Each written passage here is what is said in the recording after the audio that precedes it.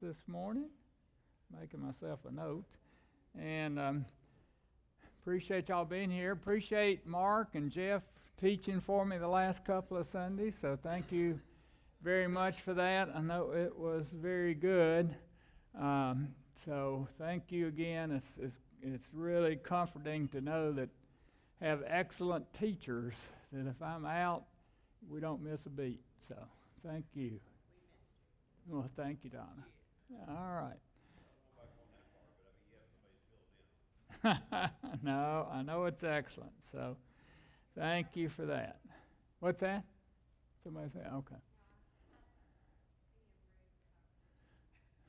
I understand we had a good vacation Bible school while we were gone, and I think that what I heard, there were 3 decisions made, so that's really good. So pleased to hear that. So that opportunity is only going to be greater and greater, I hope, as we see young families moving in here next door to us. So that ministry is going to become more and more vital. So, okay, any announcements, prayer concerns? I've been kind of out of touch, so any updates we need to share to those online this morning? Pray.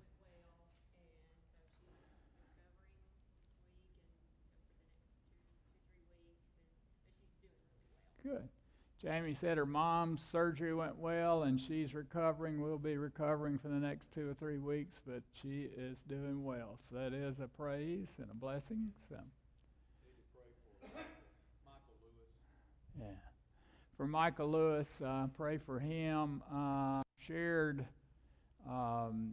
text with Latoya. He's home on a liquid diet. Yeah. And she said he was hoping to get back to solids, I think is what she said, in the next day or 2 or something, but who knows. So, yeah, so keep Michael in your prayers. I tried to text Gail Phillips this morning and get an update on Jeff. Has anybody got an update on Jeff? How he's? She says he's doing better this week. His plan this week was to come to church today, so we'll see if he feels like it. Wow. So Stan said Jeff Phillips' plan was to come to church today, so that would be fantastic. So, and Terry Commett, any update on Terry? Oh, they say she's here. Great. Okay, fantastic. So, glad to hear that.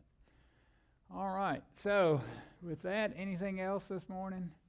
Jonas is having surgery this week. Oh. It's supposed to be Tuesday, then it's supposed to be Friday, and it'll be this coming week. They kept putting it off. They're going to remove the rest of his toes on his right foot. So he'll basically have the left foot's doing good, no toes, and they're going to do the exact same thing with the right foot. So talk to him Thursday, good spirits. Just wait for it to all be over.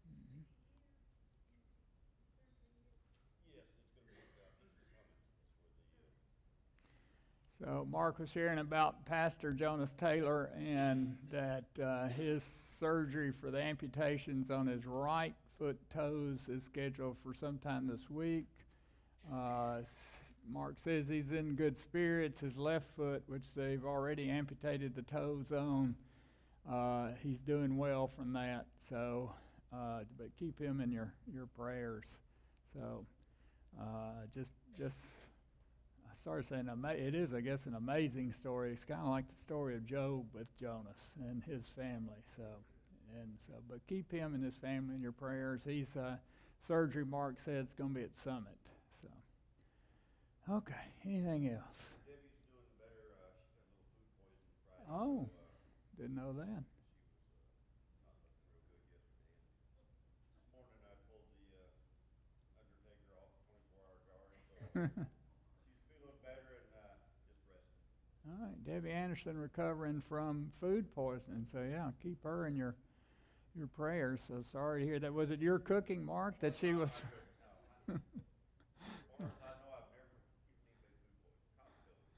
Have you ever cooked though? That's the cook. Oh, okay.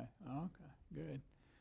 All right. So with a moving story, I have a moving story. Some friends of ours in Hilton Head shared this this story with me when we were down there, and they sent it to me. Someone had shared it with them, but it's about a guy, and he says, as a singer, I sing at many funerals and was recently asked by a funeral director to sing at a graveside service for a homeless man. He had no family or friends, so the service was to be at a pauper cemetery out near Lindale. As I was not familiar with the area, I got lost. Everyone that knows me knows I can be directionally challenged, and my navigation lost its signal. I hate Sprint. Anyway, I finally arrived an hour late and saw that the funeral guy had evidently gone, and the hearse was nowhere in sight. There were only the diggers and crew left, and they were eating lunch. I felt bad and apologized to the guys for being late. I went to the side of the grave and looked down, and the vault lid was already in place. I didn't know what else to do, so I started to sing. The workers put down their lunch and began to gather around. I sang my heart and soul out for this man with no family and friends. As I sang Amazing Grace, the Spirit began to move, and the workers began to weep. They wept, I wept, we all wept together. When I finished, I prayed a benediction and started for my car. My head hung low, but my heart so full. As I opened the door to my car, I overheard one of the workers say, I've never seen nothing like that before, and I've been putting in septic tanks for 20 years.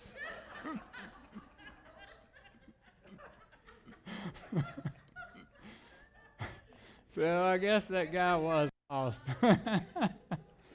So I couldn't help but sharing that. That was so good. So anyway, with that, let's open with serious prayer by someone. Who would like to open us today? Jill's here. So Jill, just in time. You missed a whole moving story of a singer. You could have felt for him and his position, but since you're now here, you can pray.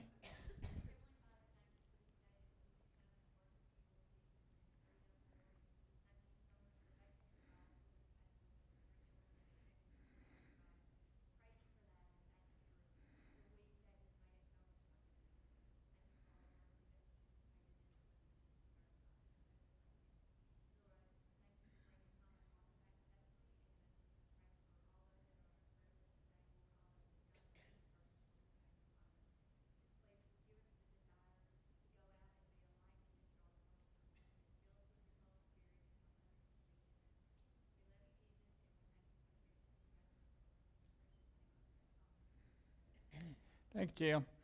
All right. With that, our lesson is entitled Close Encounters of the Third Kind. And just looking back, the first thing, these are encounters that Jacob had. The first encounter was with Laban and with Jacob's leaving as such in the dark of night, trying to get away from Laban, but Laban caught up with him, and Jacob and Laban had an encounter. And then shortly thereafter, Jacob had an encounter with Jesus. He wrestled with Jesus, and that lesson was titled WrestleMania. And then last week, Mark began this lesson of the third encounter of Jacob, and that's with Esau. So last week, the last question I looked at, I think, was what do you think about Jacob failing to reveal his limp?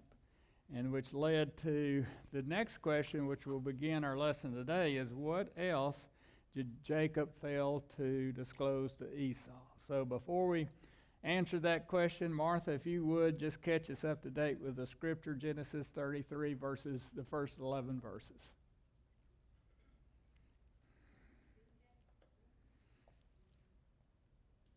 Then Jacob raised his eyes and looked, and behold, Esau was coming, and 400 men with him.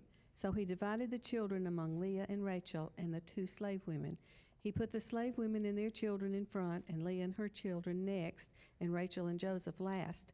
But he himself passed on ahead of them and bowed down to the ground 7 times until he came near to his brother. Then Esau ran to meet him and embraced him and fell on his neck and kissed him, and they wept. He raised his eyes and saw the women and the children and said, "Who are these with you?" So he said, "The children whom God has graciously given your servant." Then the slave women came forward with their children, and they bowed down. And Leah likewise came forward with her children, and they bowed down. And afterward Joseph came forward with Rachel, and they bowed down. And he said, What do you mean by all this company which I have met? And he said, To find favor in the sight of my Lord. But Esau said, I have plenty, my brother. Let what you have be your own. And Jacob said, No, please, if now I have found favor in your sight, then accept my gift from my hand. For I see your face as one who sees the face of God, and you have received me favorably. Please accept my gift which has been brought to you, because God has dealt graciously with me, and because I have plenty. So he urged him, and he accepted it. All right, thank you, Martha. So, as I said a minute ago, Jacob failed to disclose, or at least it's not recorded that he disclosed the source of his limp to his brother Esau. But what else, thinking back, did Jacob fail to disclose to Esau?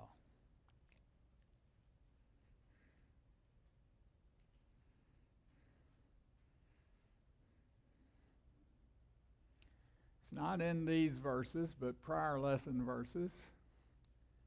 Anything you can think of. Think about WrestleMania. What else happened at WrestleMania?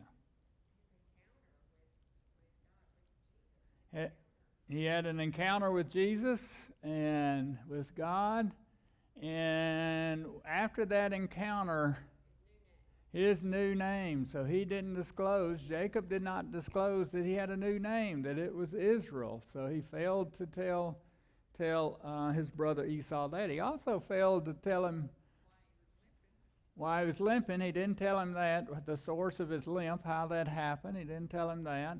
One other thing, Jacob has all these sheep and camels and flocks and whatever else with him, but we don't hear him tell Esau anything about how he became so wealthy.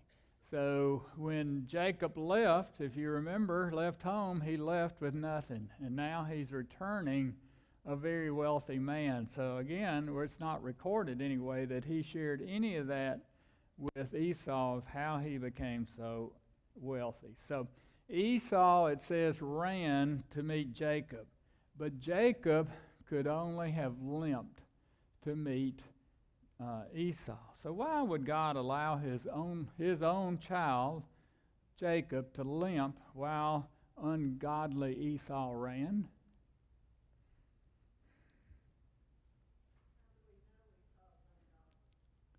Well, Hebrews tells us that. Well, Hebrews is after Genesis, so even then, yeah. But even after that, even though he is changed, and we're going to get, that's a very good question. We're going to get to that shortly, because that's an important point that question that was raised. But for this question, why did God allow Esau to run to Jacob, but Jacob could only have limped to Esau?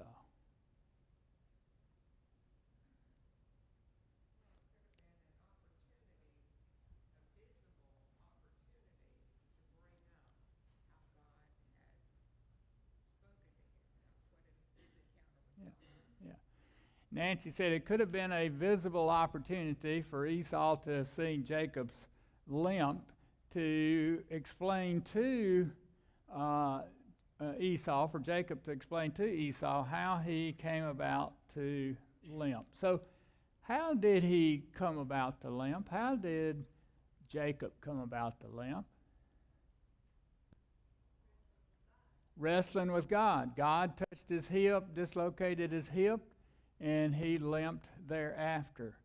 So the point of that is, again, back to Becky's point, in Hebrews, Esau is described as profane, ungodly.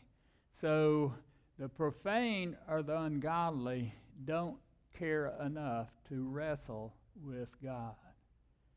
It is those who want to draw nearer to God, who desire, who wrestle with God. So we who are his own wrestle with him the most. If you're ungodly, you don't care about God. You don't care enough about to wrestle with God to, as Jacob was trying to do, to get a blessing from him. You don't care enough to do that. It's only if you care, if you care about a relationship with God, would you wrestle with him. So for our limping, or Paul would call this a thorn in the flesh, he had a thorn in the flesh, or we have other adversities. These adversities are only temporal. They only last as long as we last. Yet, they can carry great eternal benefits for us. 2 Corinthians chapter 4, verses 17 and 18, those verses say, "For our momentary light affliction is producing for us an eternal weight of glory far beyond all comparison. While we look not at the things which are seen, but at the things which are not seen, for the things which are seen are temporal, but the things which are not seen are eternal." So these afflictions, we probably don't consider them light when we have an affliction, when we are facing adversity, but in terms of eternity, they're light. They last for only a relatively short period of time in comparison to eternity. What's important is the eternal consequences and what those adversities, afflictions, limps, how we use those for God in our testimony. All right, let's move on. Genesis 33, verses 12 through 17, Maura. Then Esau said, "Let's journey on and go, and I will go ahead of you." But he said to him, "My Lord knows that the children are frail, and the flocks and herds that are nursing are a matter of concern to me. And if they are driven hard just one day, all the flocks will die. Please let my Lord pass on ahead of his servant, and I will proceed at my leisure, at the pace of the cattle that are ahead of me, and at the pace of the children, until I come to my Lord at Seir." Then Esau said, "Please let me leave you with some of the people who are with me." But he said, "What need is there? Let me find favor in the sight of my Lord." So Esau returned that day on his way to Seir, but Jacob journeyed to Succoth, where he built for himself a house and made booths for his livestock. Therefore the place is called Succoth. All right, thank you, Mark. So what did Esau offer to Jacob there in Genesis verse 12 of chapter 33? He would go with him. Esau graciously offered to travel with Jacob, to go ahead of him and ahead of Jacob's entourage as such, and implied there that he would provide protection to Jacob and his traveling companions as such. So how did Jacob respond to Esau's offer? What? No thank you, basically. Jill says he said no thank you out of concern for his livestock and children and so forth. And the verse says, you go on ahead, and I, Jacob, will continue on slowly at the pace of my entourage, including children who were weak and nursing sheep and cattle. So Jacob was saying that he could not move as fast as Esau, and that his children and his sheep and cattle who were nursing, they would die if they traveled hard for how long? Just one day. So with that, what was then Esau's response to Jacob? He wanted to leave some of his men with him and take care of him. So first Esau says, "Okie dokie, but I'll leave some of my men behind, and they can provide protection, assistance for you and your group." But still, Jacob did not want Esau to accompany him or any of his men to accompany him. So why might Jacob have not wanted Esau to accompany him and his family? He was a liar. Which one? Jacob was a liar. And what do you mean by that? He told him he was going to a place and he knew he wasn't going. Yeah, Jacob told him, we'll get into that more in a minute too. Ken said Jacob told him he would follow Esau on the seer, but then he already knew he wasn't going to do that. He was going somewhere else. So why would Jacob then tell Esau, yeah, I'll be right behind you. I'm going to meet you back there in Seir where Esau lives? Ken says one reason he's a liar, that Jacob was a liar. We'll get in. He didn't trust Esau. He may have still been fearful of Esau. Remember, before this whole encounter, Jacob was very fearful of the encounter with Esau, although it seems to at this point turned out okay, but he could have still been fearful. That's exactly right. What else?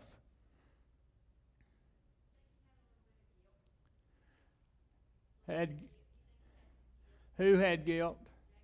Jacob had guilt. Why would he have had guilt? Over the birthright. And so, go on, Jill.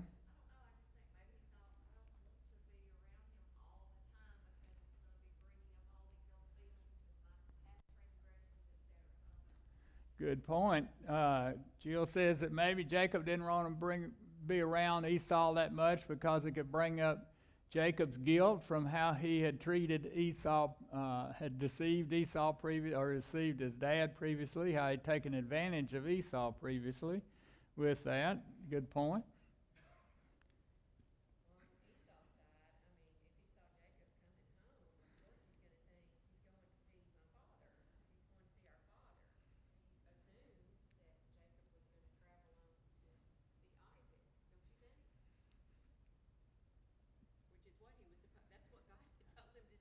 Yeah, that's what God had told him to do. We're going to get into that a little bit later. Y'all, such good thoughts. You and Beck, good thoughts, and we're going to get to those, yeah?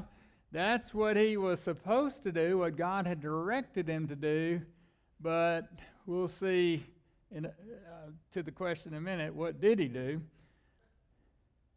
Somebody's going to say something? So maybe Jacob thought that he and Esau, they'd had this great reunion and so forth, and maybe they better stop while they were ahead. Yeah, so you go your way, I'll go my way. Could be, too, that sometimes we can have just so much of a good thing, right? We can have just so much of a family member, we love them and so forth, but they're kind of like, you remember John Candy in the movie Uncle Buck? They're kind of like Uncle Buck, and you only take so much of Uncle Buck. So maybe Jacob was thinking he could only take so much of being around Esau. But there's one other reason, too, giving Jacob maybe some credit. What would that be? Maybe he didn't want his family picking up the bad habits or not being Christian, well, not Christian, but, Yeah. Esau was an unbeliever. And Esau married women who were unbelievers. So possibly, giving Jacob some credit, he didn't want his family. He'd had this transformational experience wrestling with God. Maybe he didn't want his family around Esau's family because he thought they would be a bad influence on his family. That Esau's family would be a bad influence on Jacob's family. Okay, here we go, Becky.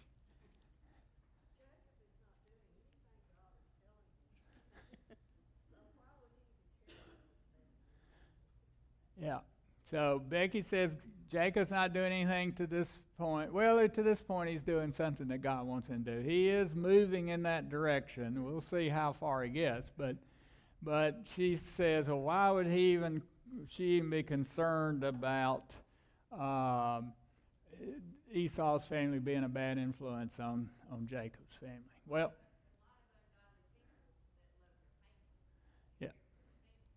yeah. And both of these individuals, Esau and Jacob, are very complicated individuals at this point. And they're both, to a degree, like many people today. And we're going to get into that a little bit more here later. Becky's bringing up some good questions, good comments. So, but we're going to get to them, I promise. So where was, again, where was Esau headed? We said this a minute ago. Seir. He was headed to Seir. That was his home as such. It's southeast. Seir is southeast of the Dead Sea. And where did Jacob go? Succoth. Jacob went to Succoth, and that's a few miles northeast, and there's where he stops in Succoth. So what did Jacob do in Succoth when he got there? He built a house for himself and barns and booths for his livestock. So why would Jacob tell Esau that he would meet him in Seir and go another direction? Ken said he's a liar. That's the reason. So any other reason? Enjoying his selfish life, the worldly part of him still is there. Yeah, Mark says he's enjoying his selfish life, and his worldly part of him is still, part of Jacob is still there. He put it another way from what Mark said, and I put it, Jacob at this point, like many of us, is not fully trusting in God.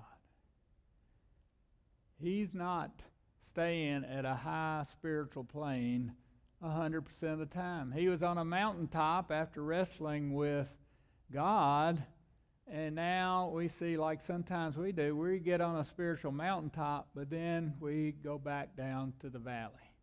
And we're going to see here Jacob heading back into the valley as such. So God was not prevailing in Jacob's life.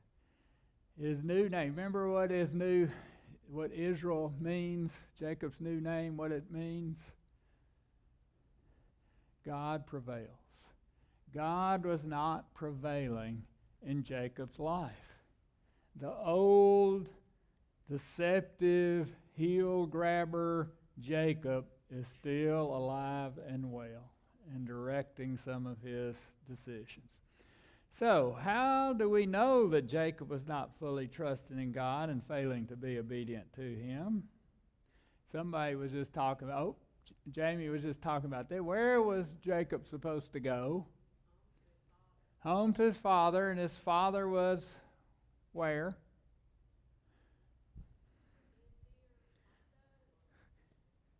Jacob was told, we're going to get to there.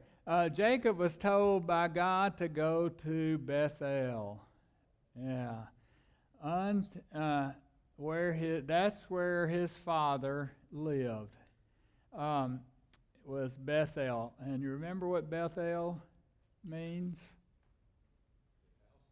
House of God. So it could be literally that he was to go to the town of Bethel, or he could be directed, you go to the house of God, figuratively. You are to be living with God as such. So the verse says, I am the God of Bethel, where you anointed a memorial stone, where you made a vow to me. Now arise, this is God talking to Jacob. Now arise, leave this land, and return to the land of your birth. So that's Genesis 31:13. So instead of traveling on to where he was supposed to go, Bethel, what did he do? What did Jacob do?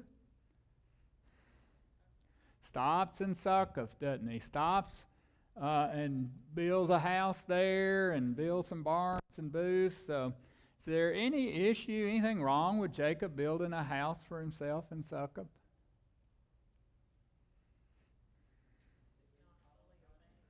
Not following God's direction. Anything else?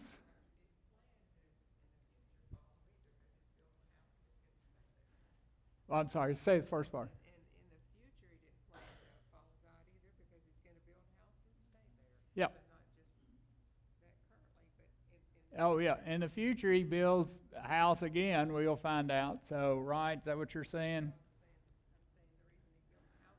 I'm saying the reason he built the house is he planned to stay there. It wasn't just temporary running. Oh, yeah, right, exactly. I'm sorry.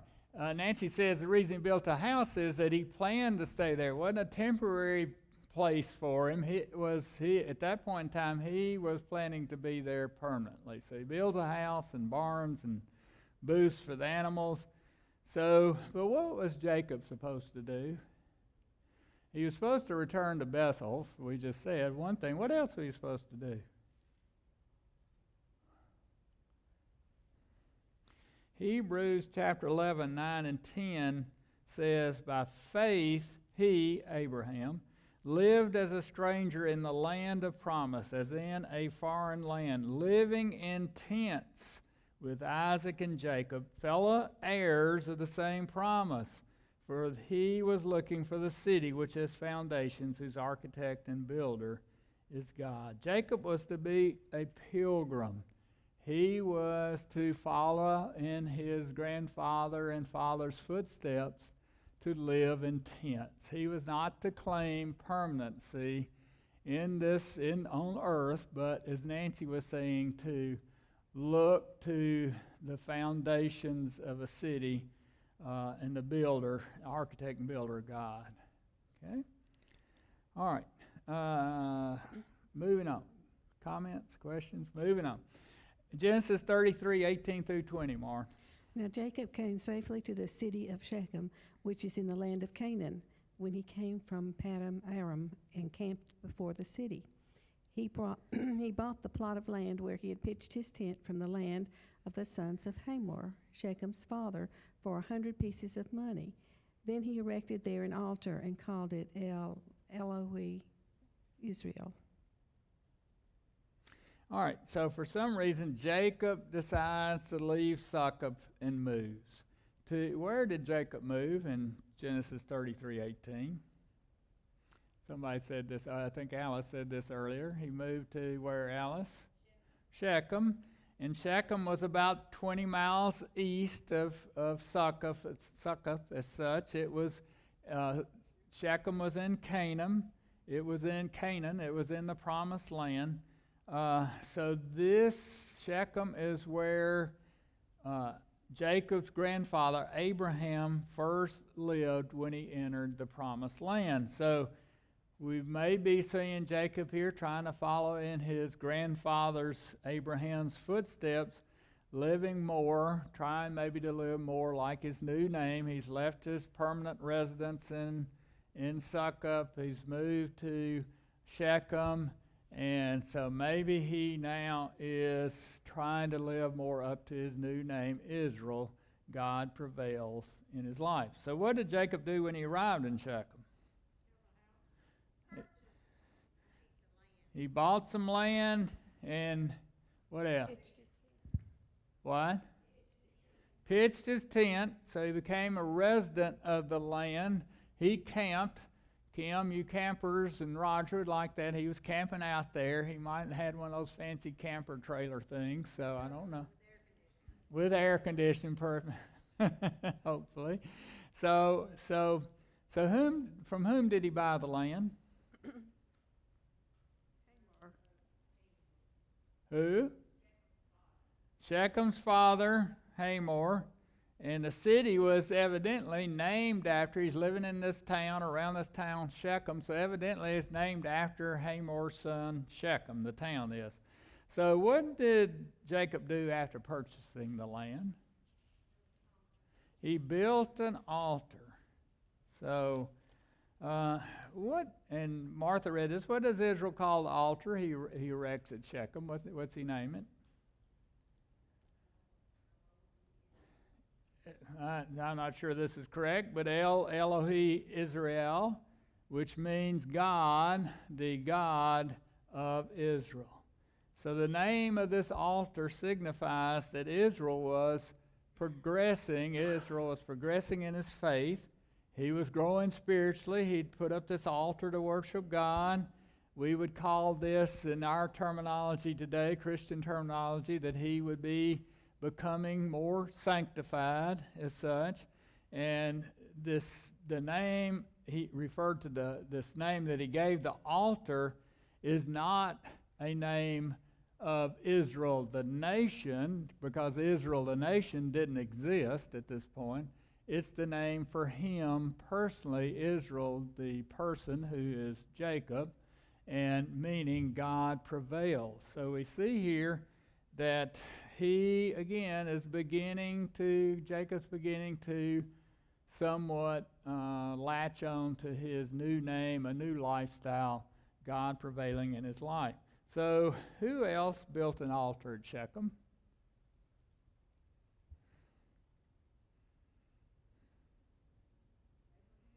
Abraham, yeah. Abraham in Genesis chapter 12, verses 6 and 7. This was the first place Abraham stopped. We said that a minute ago. When he came into the promised land, when he came into Canaan, and he stopped and he built an altar there. So Jacob may be recalling his grandfather's faithfulness and witness that Abraham could have been to him, to Jacob, could have been strengthened by Abraham's memory and his life, Abraham's life, what he had displayed to Jacob. He also then, Jacob Israel, also builds an altar.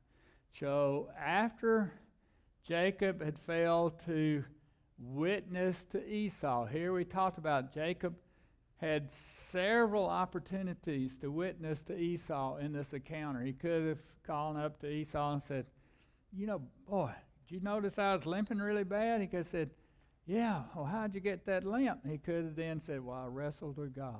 He had that opportunity. Could have said, too, as, boy, you see all these sheep and goats and camels and what have you I got here? You know how I got those? God told me to throw this stick in the water, and it would turn all these sheep and goats into be spotted and speckled, and I would have ownership in my deal with Laban. Those God really blessed me that I'm wealthy. And you know what else God did for me?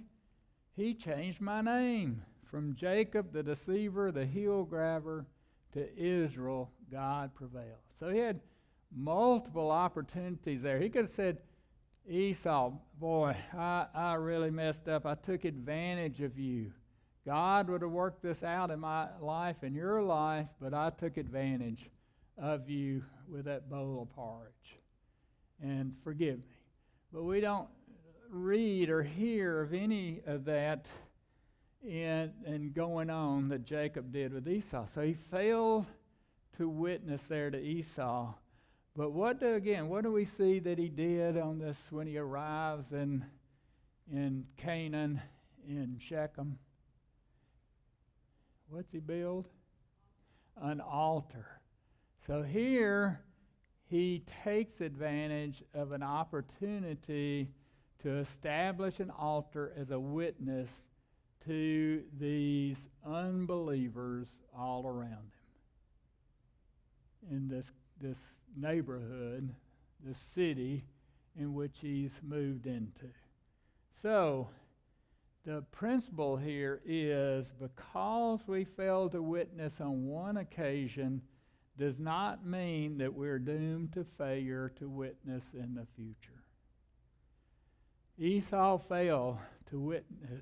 Jacob failed to witness to Esau, but here we see him maybe growing some spiritually. When he arrives in Shechem, he builds this altar, hopefully as a witness to those folks living there around Shechem.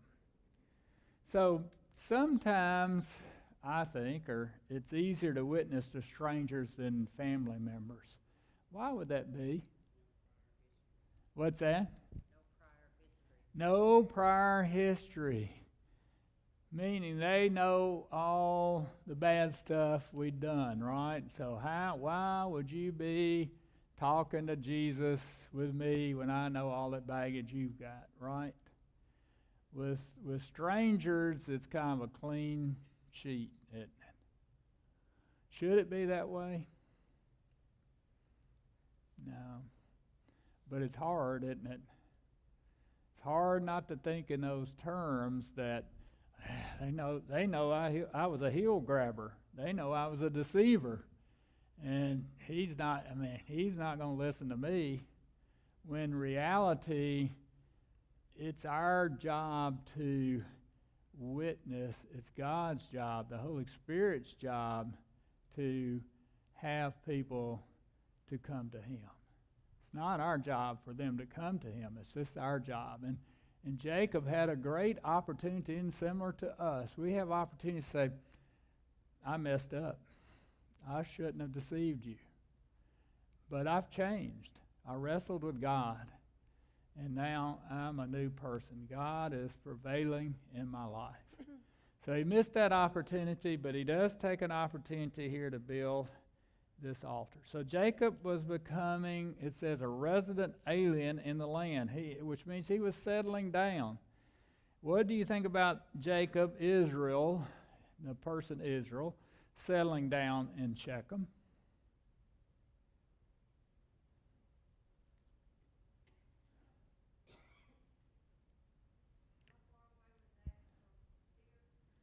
I don't know how far it is from Seir. Shechem's about a 1 day's journey from Bethel.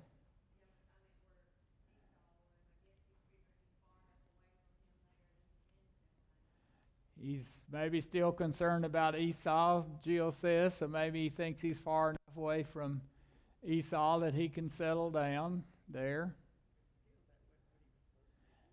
Jan says, still, that wasn't what he was supposed to do. Where was he supposed to go? Bethel. So here we see him stopping just short again of doing what God told him to do. So again, what's that?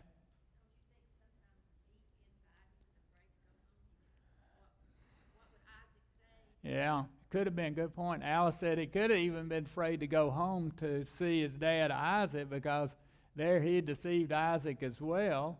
He and his mom had deceived Isaac, and so he could be afraid or concerned about going home about what Isaac would think or say about him. Certainly that's the a natural human tendency, no question. No question. But if you're, I'm off on a tangent, but if you're, Alice has raised a good point here. If you're Isaac and Jacob comes home, what should your reaction be? Joy. Brings to mind the story of what? Prodigal son. Yeah. Prodigal son.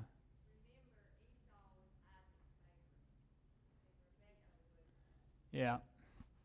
Yeah. Esau was Isaac's favorite, Jill says, and Jacob was Rebekah, the mother's favorite. So, again, I think human nature is just what Alice said. He could have been very well concerned, I don't know if I go home, Isaac's going, no, I tricked him, and that ain't going to go over so well. But if you're Isaac, or if it's us, again, it's not human nature, but if you have a prodigal son coming home, be happy. Yeah, be happy. Kill the fatted calf, put the coat on him, so for the ring on his hand. Yeah, so.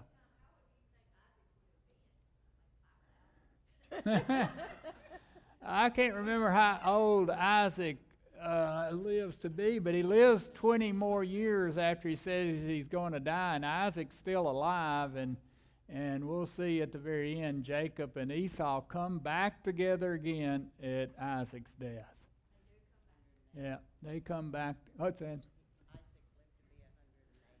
Donna says Isaac lived to be 180, so he's at least 160 or so here, and maybe more. Yep, that's where we're going to end this section in Genesis here in a few weeks. Yeah, so a few weeks. Yeah, I know that, Kim.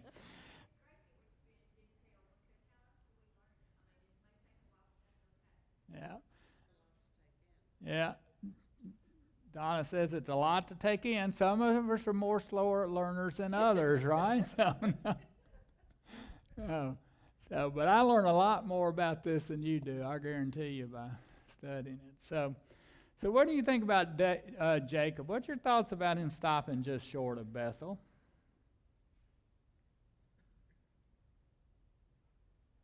Well, he's going to end up paying the consequences of disobedience. Yeah. Next lesson we get to begins. This is a tragic stop on his part.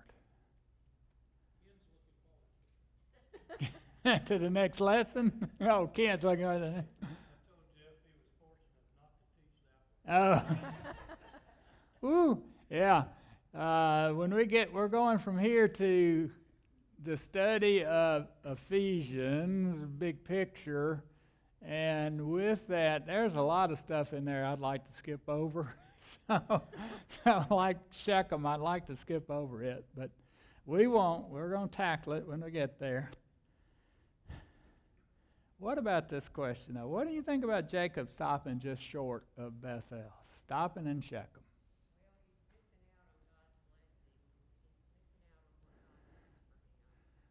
He's missing out on God's blessings and what God has for him, Jamie says. It's consistent with his personality, constantly taking shortcuts. Jeff says it's consistent with his personality. He's constantly trying to take shortcuts. Yeah. Oh, yeah. How many times do we stop short? Here we see, he fails to witness to Esau, but then he builds a altar there at Shechem. But if he had been obedient, he would return post haste to Bethel. Maybe sometimes we try to, if there's something God wants us to do, we think, well, instead of doing this good thing that God wants us to do, we'll do something else, and maybe that'll make up for not doing exactly what God. I'm still going to do something good. And what was it, something good that Jacob did? He built the altar. Built the altar, and what was something he should have done that God wanted him to do? He should have gone on. Should have gone on to Bethel, but he didn't. But he thought probably, I'm doing something really good, and God's going to honor it, and even though I'm not doing what he wants me to do, I'm going to do what I'm going to do. Yeah. Is that?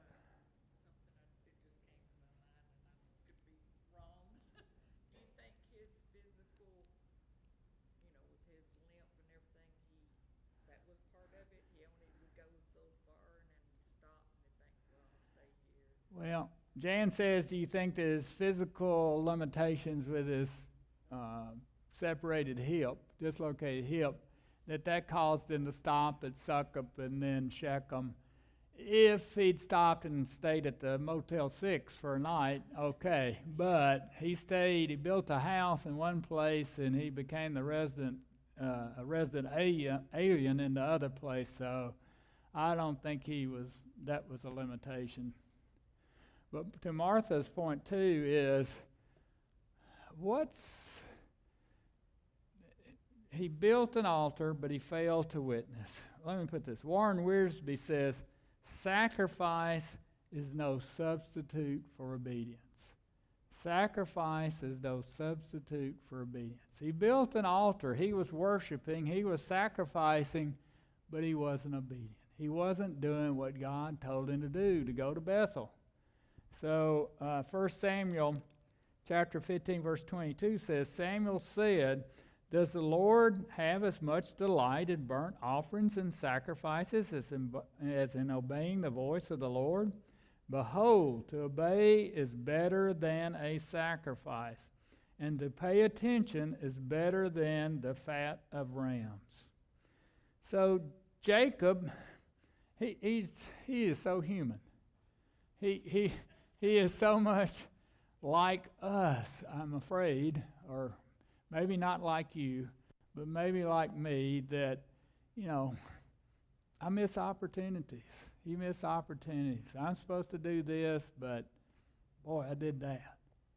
And I had this mountaintop experience, but now I'm stopped in Succoth, and I'm stopped in Shechem. I didn't go to Bethel. So he's up and down. He's all over the place. He just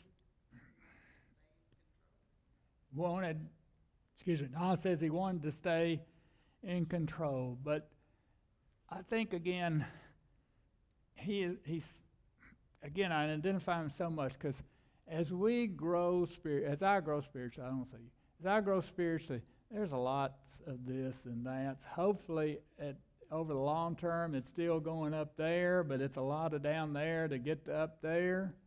A lot of ups and downs.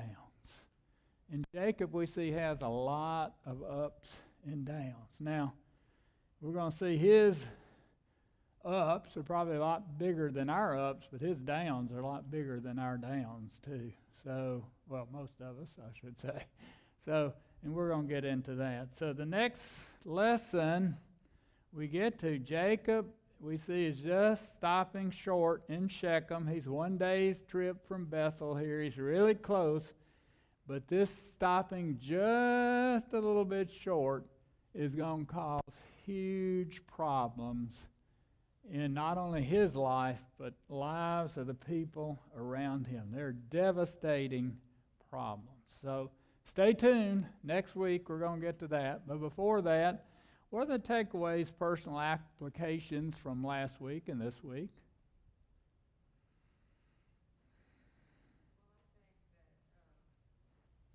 Oh, John, let me get this thing.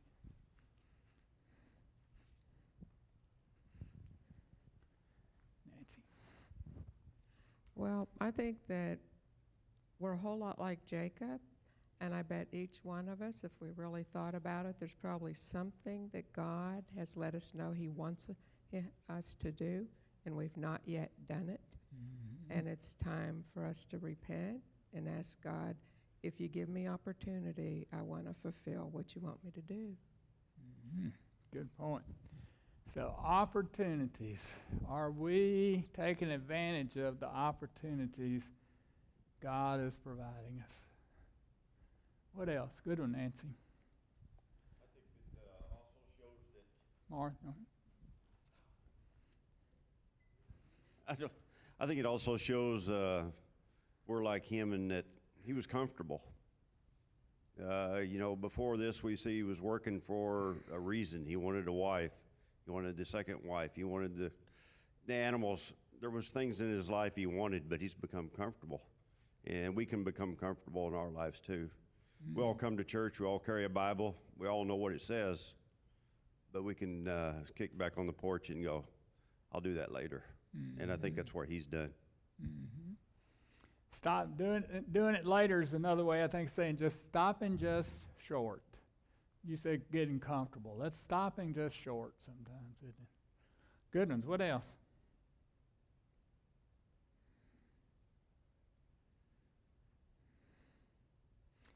Okay, while you think, then here's a few that I had from last week. I said an encounter with God changes people's lives and character. Jacob had an encounter with God, and through that encounter with God, he became less afraid to encounter Esau and ends up leading his family to meet Esau. So that encounter with God changed his life. Encounters with God, we encounter God through the Bible, through prayer, through other individuals, through sermons, different ways songs we encounter God, and it can change our lives.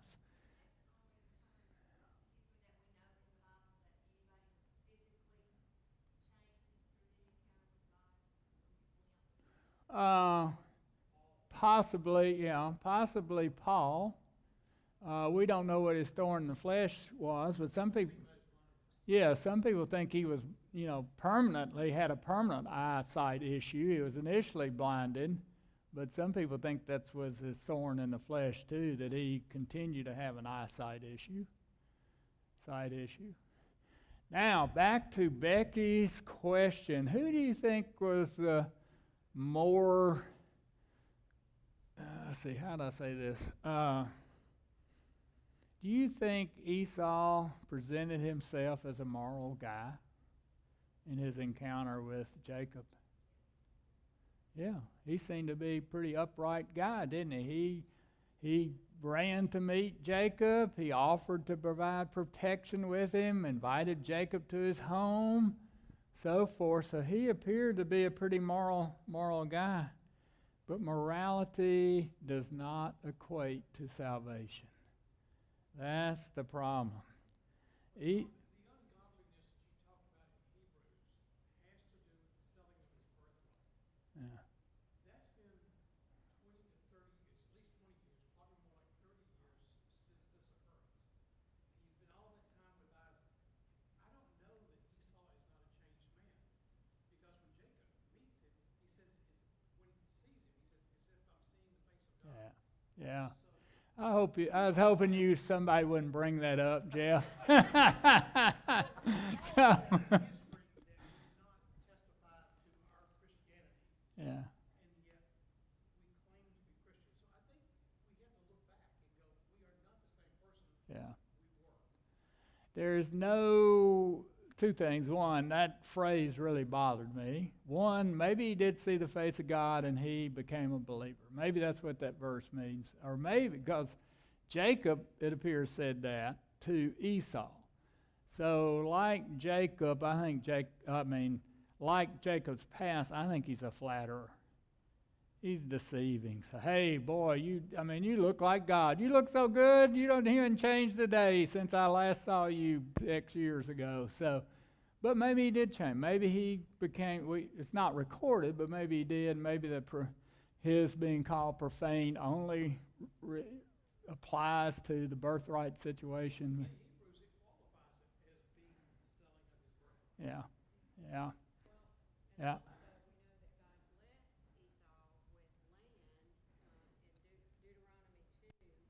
Yeah. Verse 4, it says, and command the people, saying, you will pass through the territory of your brothers, the sons of Esau, who live in Seir, and they will be afraid of you. So be very careful. Do not provoke them, for I will not give you any of their land, even as little as a footstep, because I have given Mount Seir to Esau as a possession. Yeah.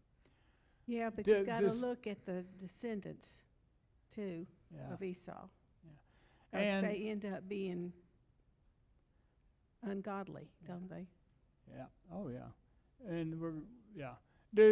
Are Lots. moral people blessed with physical blessings, with financial blessings? Unsaved people blessed financially and physically? Yeah. So I don't know, because he had land that again says he was a believer in the one true God. Maybe he was. I hope he was. Yeah, he protected from the beginning, But but still, if you look at his family life and how his children turned out and how the Edomites, if he certainly didn't pass it down. So, yeah. yeah. Well, that's true. Joshua Yeah, but Christ comes from him. and yeah, they're both complicated people, to say the least. And we'll see if we're studying Joshua. Joshua's told to wipe them all out. The Edomites. All the Hivites, the Hittites, the whatever. All the ites. All the ites. The Israelites weren't obedient, but they were loved. They were loved by God, and Joshua was supposed to wipe out all those other folks, which didn't happen. So, all right, wait, I got to finish this. Y'all don't make me hold this over another week.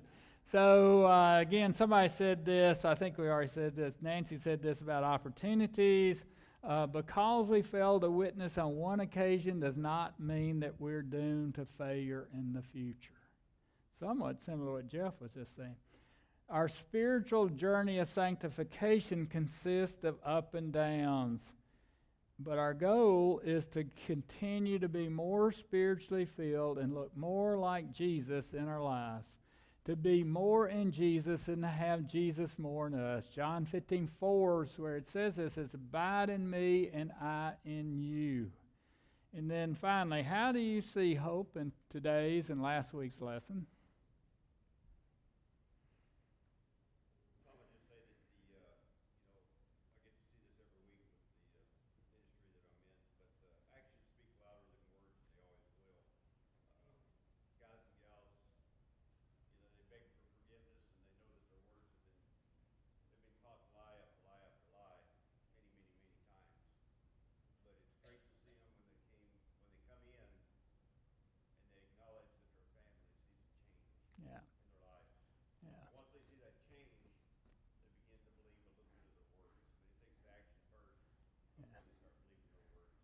repentance is an action word, is displayed in action. Tom, I see hope in verse 20. Okay. Verse 20 of chapter 33, when Jacob set up an altar. Oh. That's all I was going to say. Oh, sorry. Just that I see hope in verse 20 where Jacob set up an altar to worship. I mean, the whole implication there is if one set up an altar, it would be to worship Yeah. the God of Israel. So Jacob is finally Yeah. worshiping. Yep. Good. Thank you. Sir. Yeah. Yeah. Good point, Jeff. So, last comment that I'll make, we're over time, is that even though Jacob's life is sometimes a mess, a big mess, we do see Israel. We do see God prevailing in his life at other times. So even sometimes our lives are big messes, God can still prevail in our lives. So, okay.